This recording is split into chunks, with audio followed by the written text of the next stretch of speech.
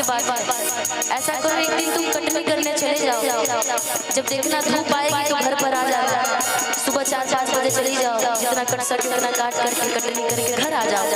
पत्नी कहती है कि सुनिए, आपसे पहले मैंने पत्नी व्रता फर्ज निभा लिया है। मैं गई थी एक दिन काटने के लिए गई हूँ, लेकिन सुबह 7 बजे के बाद धूप आता है ना चैत में, शरीर को जला देता है। मैं आपसे क्या बताऊं, आगे सुनिए, मैं आपसे बताती हूँ। एक दिन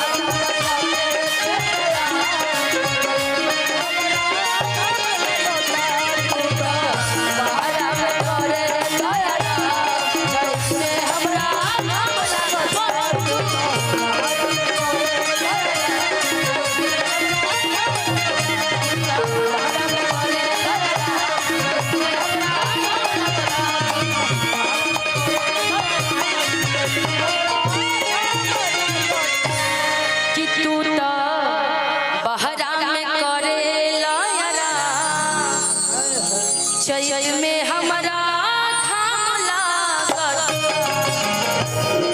मंच पे ना